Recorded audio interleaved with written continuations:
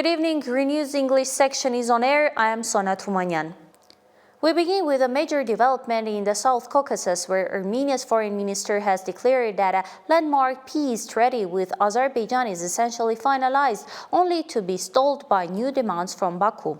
In response to a question about the status of the Armenia-Azerbaijan peace treaty, Foreign Minister Ararat Mirzoyan revealed that the process has hit a significant snag despite progress. He stated that while the text is ready, Azerbaijan has introduced new obstacles, including a demand for changes to Armenia's constitution. In his full remarks, Mirzoyan said, "Essentially, the treaty is ready for signing, after which, unfortunately, we saw that the Azerbaijani side has several other preconditions, including, for example, the dissolution of the OSCE Minsk group, or the necessity of making changes and edit to the constitution of the Republic of Armenia. We have stated more than once that the agenda of dissolving the Minsk group is acceptable to us, while at the same time understanding that the peace being established must be institutionalized, which we see through the signing of the peace treaty." A delegation of Swiss parliamentarians will address members of the U.S. Congress and their staff on Capitol Hill this July 8,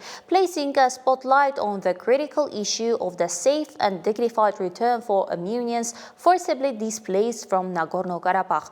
According to the Armenian National Committee of America, the briefing will concentrate on the sustained international efforts to ensure the indigenous Armenian population can safely return to their ancestral homeland.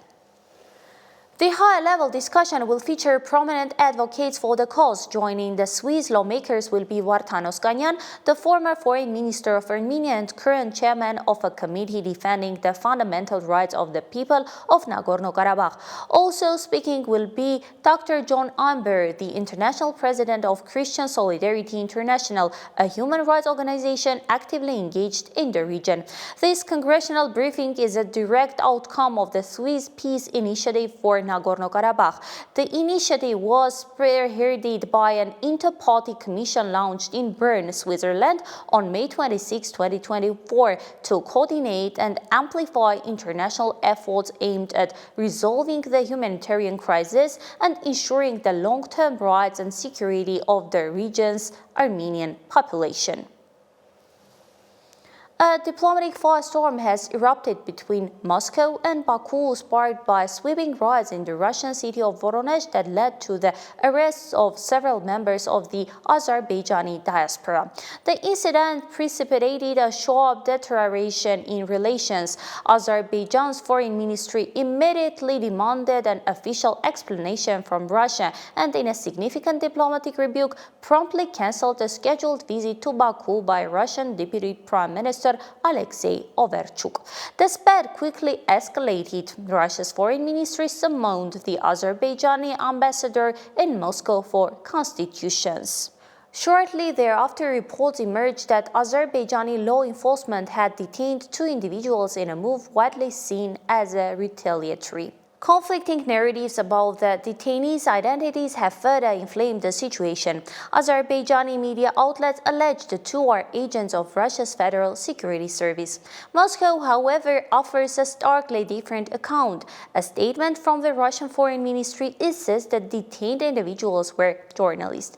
The statement added that they were held incommunicado for a prolonged period after their detention, even despite direct intervention from Russian diplomats stationed in Baku, who were unable to establish contact with them. On the opposite side of all this, the visit of Iranian President Masoud Pezeshkian to occupied Stepanakert is planned. He will participate in the 17th summit of the member countries of the Economic Cooperation Organization, which is scheduled for July 3-4 of this year in Stepanakert. Turkey's President Erdogan and also Pakistan's Prime Minister Shehbaz Sharif will also visit occupied Nagorno-Karabakh for a two-day visit. Against the backdrop of strained Russian Armenian-Azerbaijani relations, this move by Turkey appears to be a show of support. The leadership of Azerbaijan spares no effort to destroy Armenian Artsakh, while the parents of fallen Azerbaijani servicemen are voicing their protest, speaking about keeping Artsakh Armenian and getting the lives of their children back. I want to inform you, look, this place is Vang, the Vang restaurant. We, the mothers and fathers of martyrs, have come here to visit Vang, the place where our children became martyrs, to see it. And we came here to have a cup of tea. We came, brother, but because of the people drinking here, those drinking vodka, we couldn't find a place to have tea because of this chaotic place. Neither the management approached us, nor anything. The boys who took the land, the boys who gave their lives for the land, are left aside. Such people are sitting here that it would have been better if this place had remained with the Armenians. That's what I want to say. It would have been better if this place remained with the Armenians. I am saying this to the president. Whoever gave this to them, whoever gave it, I don't know. When I always say that, you blame me. They are serving the people, and that's all. Look, if this place had remained with the Armenians, I, Maya Kulieva, am also saying it. If those lands had remained with the Armenians, at least our children would be with us. That's it. Everyone knows they are a martyr's family. This restaurant, everyone knows we can't even get a cup of tea here. If a martyr's family can't have a cup of tea, then why did our children give their blood to get this land? I want our minister to explain that to me. I'm appealing to our president. Take measures against the owner of this restaurant who won't give a cup of tea to a martyr's mother. But go and see. Everyone is drinking vodka over there. They don't know who a martyr's family is. What does this mean? What kind of insult is this? Amid ongoing regional turmoil, a visit from the EU's Kaja Kallas is being framed as an attempt to pacify the situation. After meeting Vahagan Khachaturian and Ararat Mirzoyan, Kaja Kallas also met with Prime Minister Nikol Pashinyan. During the meeting, they discussed issues related to the Armenia-European Union relations agenda, the strengthening of democratic institutions, and opportunities to deepen cooperation in the areas of rule of law and governance reforms. The European Union's High Representative for Foreign Affairs and Security Policy highlighted the importance of the trilateral Armenia-EU-US declaration signed in Brussels on April 5, 2024 as a significant milestone for strengthening strategic cooperation between Armenia and its European and Western partners. According to her, it has become the foundation for a new level of political dialogue. Armenian President Vahagan Khachaturian addressed global leaders at the United Nations World Forum on Financing for Development as part of his working visit to the Kingdom of Spain. Let's watch a segment. Armenia strongly advocates the important introduction of complementary criteria beyond GDP, reducing dependence on in-market financing and strengthening the capacities of the United Nations development system for timely and efficient response to the needs of countries and people in vulnerable situations. Support from international community to strengthen democratic institutions, promote good governance, ensure transparency, and uphold the rule of law is important to bring countries in special situation and middle-income countries back on track towards sustainable development. Meanwhile, the warm relations between Armenia and France continue in Spain as well. On the sidelines of the 4th International Conference on Financing for Development, President of the Republic Vahagan Khachaturian had a conversation with French President Emmanuel Macron. The two presidents addressed the overall situation and developments in the region. They also exchanged views on issues on the agenda of their bilateral cooperation. An urgent session of Armenia's National Assembly, which began with pleasantries, quickly descended into a fiery debate on Tuesday over the country's electric networks. Parliament Speaker Alen Simonian opened the session by congratulating the staff of the Prosecutor's Office and the State Protection Service on their professional holiday, July 1st. He also extended birthday wishes to opposition MP Seyran Ohanyan, who was not present in the chamber. However, the veneer of goodwill quickly vanished as the lawmakers began a heated discussion on the electric networks of Armenia. The debate ignited sharp criticism from the opposition. MP Anna Grigoryan characterized the proceedings as a process of seizure. Her colleague Geram Nazarian challenged the session's legitimacy, demanding to know the reason for its urgency.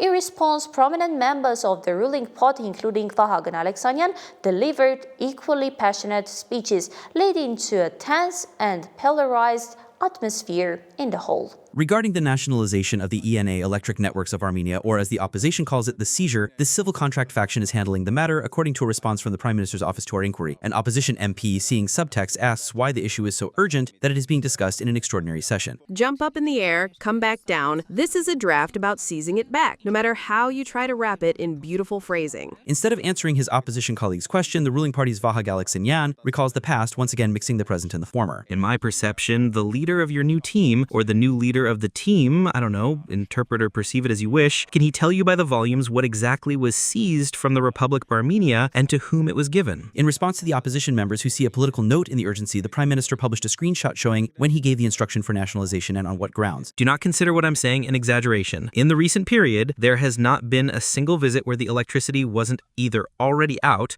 or didn't go out during the visit. Schools, kindergartens, cultural centers, hotels, restaurants. I have seen it with my own eyes. Nikol Pashinyan published this message from May 20th, while on the eve, the ENA sales director, in a conversation with journalists, described the draft law as semi-literate, then corrected himself, saying it is an illiterate draft law. Although an unlawful fight is being waged against us, so to speak, in the format of a battle without rules, we are preparing, taking into account that our company's owner is a pro-state person, we are preparing to fight against this process through all legal avenues. The family of Samvel Karapetyan, who was arrested for 2 months, has today sent an official notice to state bodies to initiate an investment dispute based on an agreement that gives investors the right to appeal to international arbitration if their rights are violated by the state. It is legally possible to nationalize the ENA. Economists identify several well-founded reasons for which it would be possible to start the process, although they also say that it requires a lengthy investigation. We have numerous problems in this sector, including those related to the supply of electricity, and there is no need to even talk about them or prove anything. This is the main thing, and considering the strategic nature of the sector, we believe that such issues must be given urgent solutions. The chairman of the board of directors of ENA, Narek Karapetyan, notes that the state is not a good manager, citing global experience. Only in 2 out of 200 countries are the electric networks under state control. If you see an accident and a very large number of residents are disconnected, that cannot be ENA's fault. We have faults, but all infrastructure companies have raised their service prices while we are almost on the same scale. An investment of $100 million is made in ENA annually, says Karapetyan, adding that they pay $3 to $4 million in salary to employees from their own pocket. The ruling party's Armenia Gloyan addresses his opposition colleagues, citing the example of the Zangezur copper-molybdenum combine, 24% of which belongs to the state. If you are now positioning yourselves as defenders of the interests of ENA's current owners, then it is natural that in your perception, it should be perceived as a seizure, something that will be taken away from you or the people you protect. But if you perceive nationalization or state ownership, if you view it as yours as a citizen of Armenia, meaning a person to whom it is being returned, then it is not a seizure. The factions have expressed their positions on the draft. The issue, which entered the agenda about a month ago and has now gained urgency, is set to be discussed and decided upon by the National Assembly in a single day. Simon Hovhannisyan, Reopen Media. The topic of Bagrat Galastanian and the field military coup was also raised by Hayk Gonjoryan during his speech. In the published recordings, that man says this nation is a deeply animalistic nation. Now, question, dear opposition members, do you classify yourselves within that deeply animalistic nation? Does Bagrat Galastanian have you on mind or not? Only a person and a group that considers the Armenian people a deeply animalistic nation can plan to create chaos in Armenia by setting buses on fire in the city, and on top of that chaos, achieve their own petty political goals. That's Singh, Littlefinger in Game of Thrones, who says chaos is a ladder upon which one can climb and seize power. Now for you, chaos is a ladder, my dear respected colleagues, and the fact that you have come here today talking about the electric networks, the state, the people, you are merely the makeup for terrorism. Sitting there, Mrs. Gregorian, and all of you, you are the makeup for terrorism because you come here and do things. You are Bagrat Galastanian's backup vocalists. Now you've become the makeup for terrorism. We will talk about the electric networks. We will talk about what has been taken from the people, what is being returned from the people, returned to the people. But you must answer questions. When he says to die or to kill, your political teammate, your protege, what share do you have in that? Were you also prepared to die or to kill? Were you also prepared to line people up against walls and shoot them? Especially considering that recently Adashnak, what was his name? I don't remember. Hrant, what's his name? Margarian had said that October 27th was an outburst, right? It's a good thing you didn't say that October 27th was an awakening. Didn't he say such a thing, Mr. Manassian? No, I didn't say such a thing. Mr. Manassian, I'm asking a question. Were you also prepared to line people up against walls and shoot them? The opposition also had a message for the ruling civil contract party. Here is Ahvan Vartanyan. Archiepiscopos Bagrat and Mikhail Sarpazanները Archbishop Bagrat and Archbishop Mikhail are in the basement of the NSS, the National Security Service. This is a treacherous, cowardly act. The Civil Contract Party, collectively, and its leader have not done even the tiniest fraction of the service and good deeds that each of them has. You won't be able to stomach this. Great people do good. Nobodies bring evil. You have no connection to our identity, our kind. You are not sovereign. You are servants. Your term of service is coming to an end. The Archbishop's cell will not remain empty. What you did against Samvel Karapetyan is ingratitude. He is a creator, a builder. You are destroyers. He is a philanthropist. You are servants of evil. He is an Armenian by backbone, by blood, a man of his word, an heir to the clergy and teachers of Mush al-Ashkert. You are of unknown origin and promise breakers. Fine, I'll say some of you. He will not be broken. You are the ones who will be broken. He is a defender of the church, the spiritual, culture, and Armenian identity. You are nihilists. His credo is everything for the homeland. Yours is everything against the homeland. Dear citizens, dear Armenians, sisters, brothers, be firm in your faith. This they are going to leave. Together we will become masters of our kind, our identity, our state. We will erase this stain of shame. Vile, treacherous, cowardly, ungrateful people have no future in our Armenia. In parallel with his meetings, Prime Minister Pashinyan also managed to make posts online, first addressing, and I quote, his brother priests. Prior to that, the Prime Minister had posted an appeal urging citizens to love the state as we love ourselves. A number of married priests, under the instruction and coercion of their superior, have tried to challenge my statement from yesterday, that all married priests of the Armenian Apostolic Holy Church are my brothers, because they do not deceive the people and God. Dear Reverend Fathers, I was not posing a question, I was making an assertion, and I reaffirm it. All of you, the married priests of the Armenian Apostolic Holy Church, are my brothers, including those of you making negative statements, because you do not deceive either the people or God. But in the end, if you have a child, and so does Ktrich Nersisyan, why does he have a higher status in the church than you, when he deceives the people and God, while you do not? When he vowed to marry the church and betrayed the church, and his high status is based on that vow which he has broken. Why should the fornicating celibate have precedence over you and lead you when he acquired that right only through the vow of celibacy, a vow which he has defiled? Ktrich Nersisyan is my brother too, but he is not the Catholicos and must leave the Vehaparan.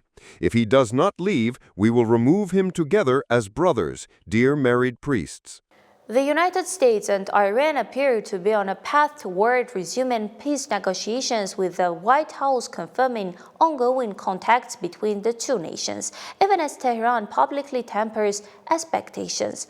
White House Press Secretary Caroline Leavitt stated Tuesday that the special envoy for the Middle East, Steve Witkoff, continues his direct and indirect contacts with Iranian officials. Her announcements follows recent American media reports suggesting a potential restart of dialogue between Washington and Tehran. However, Iran's Foreign Minister Abbas Araghchi denied any current plan to formally resume negotiations with the United States. While pushing back against the speculation, Araghchi clarified that Iran remains committed to diplomacy. He added, however, that it is too early to say that the ground has been prepared for negotiations. The mixed signals suggest a delicate phase of parliamentary diplomacy, with both sides navigating their positions cautiously. I don't think negotiations will restart as quickly as that. In order for us to decide to re-engage, we will have to first ensure that America will not revert back to targeting us in a military attack during the negotiations. And I think with all these considerations, we still need more time. Still, the door is not entirely closed to direct talks with the U.S.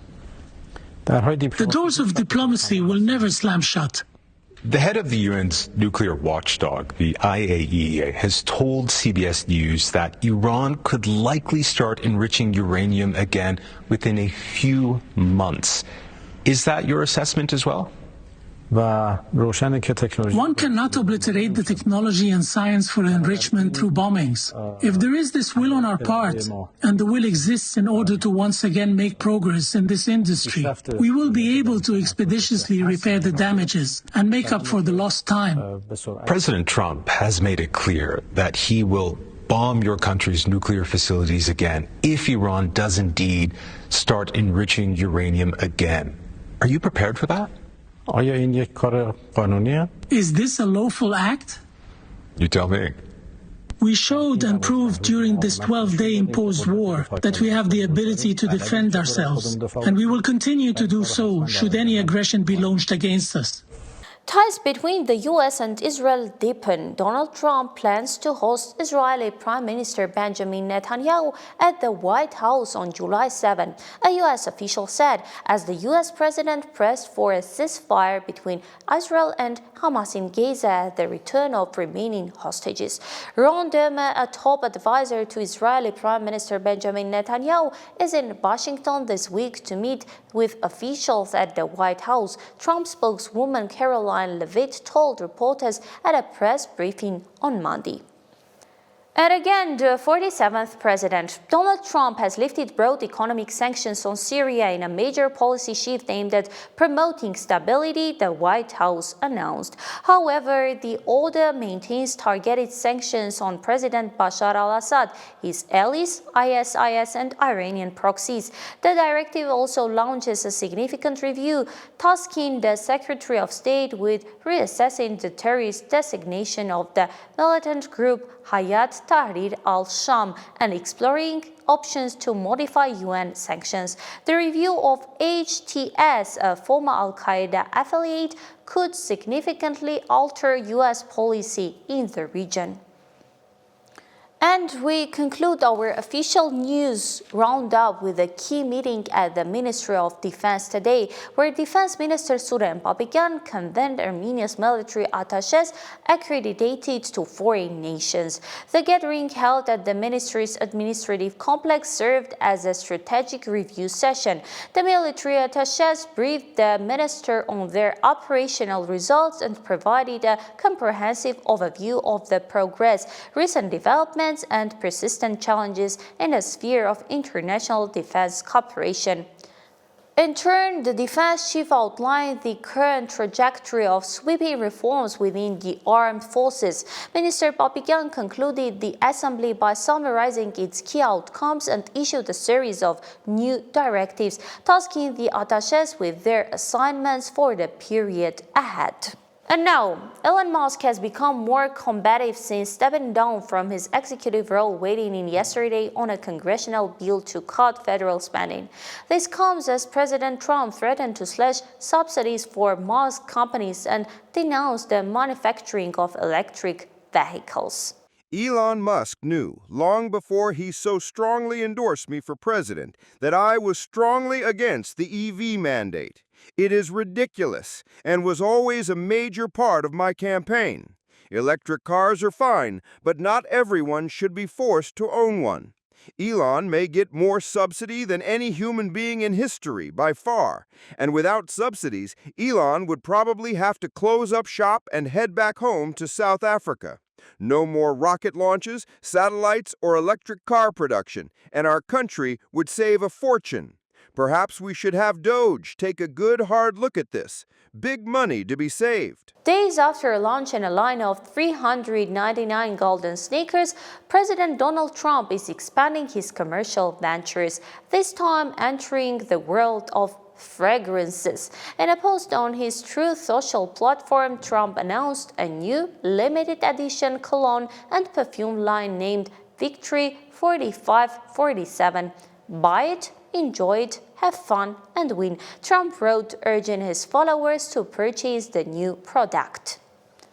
For more updates, follow us on YouTube, Telegram, Instagram, X, and Facebook. Daily news and full coverage are available on our official website. I am Sona Tumanyan. Stay informed with RENEWS.